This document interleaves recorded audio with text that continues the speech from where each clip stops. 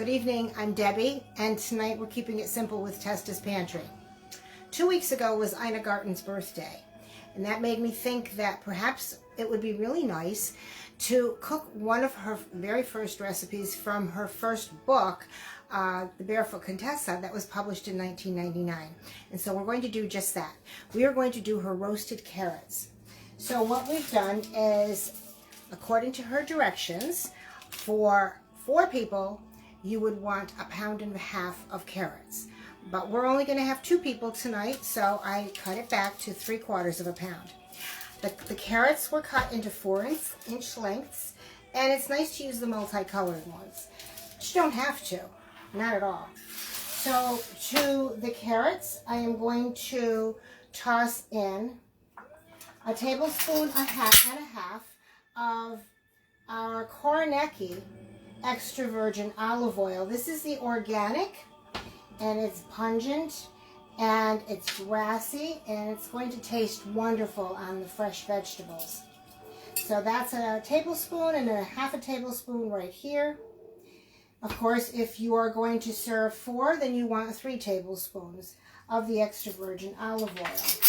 Now I'm going to sprinkle that with some salt, some sea salt, or kosher salt, whatever your preference, and some freshly ground pepper,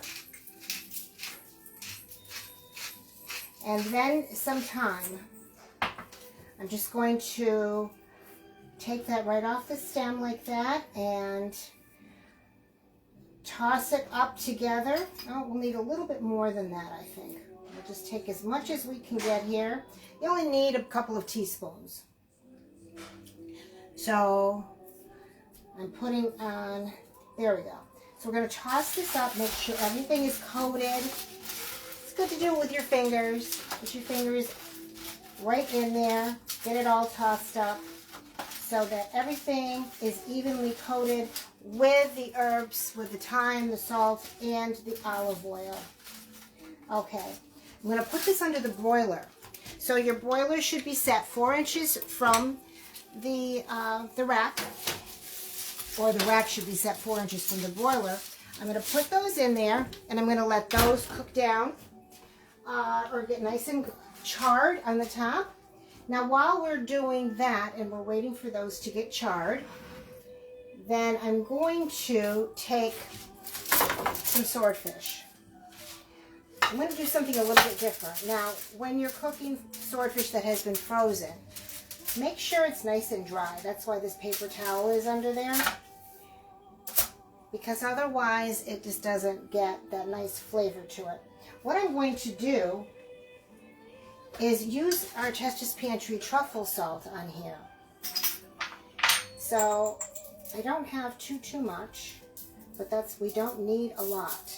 We just need a tiny bit, just to give it some essence of truffle. Just a little teeny bit. And then with that, I am going to use our Nocellara extra virgin olive oil. This is the one that we really like to use with fish. It is smooth, it's buttery, it's not really strong, it just has a tiny little bit of a kick at the end, and that's going to be wonderful.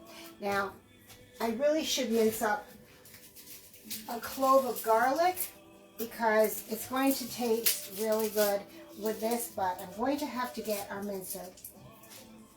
So, what I'll do is take and smash it down. There, and then I have one of those little presses that Jacques Pepin says are a pain to clean, but they are a lifesaver in a pinch. So that's what we have here. And they are a pain to clean, but that's okay. So I'm just going to put a little bit of garlic on each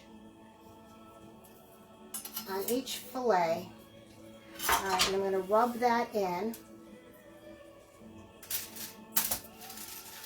and turn it around so both sides are coated with the oil evenly and the garlic and the truffle salt. So we're going to wait. These are going to be baked in an oven of that, let me see. No, I'm going to put these under the broiler too. So these are going to broil each side about 3 minutes. So the first side I'm going to do 3 to 4 minutes, and then flip it over, and then the second side I'm going to do 3 minutes. So while those are sitting and absorbing the olive oil and the salt, I'm going to check on the carrots and see how they're doing.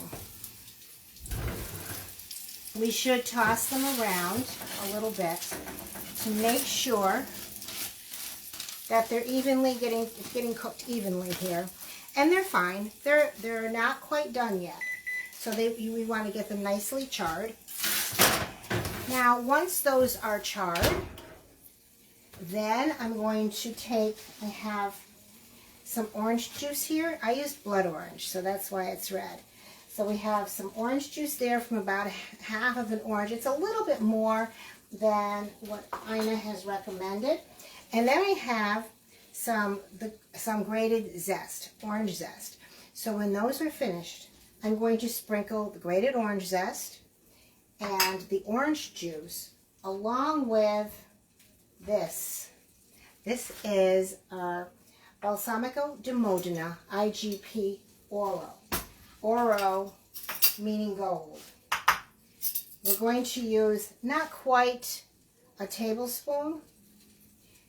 We're going to use probably a half of a tablespoon. See how nice and thick and syrupy that is? That has been aged for about 15 years in Slovenian oak. So I'm just going to drizzle that over the top of the carrots when they're cooked. But we can't rush them, and you need to go.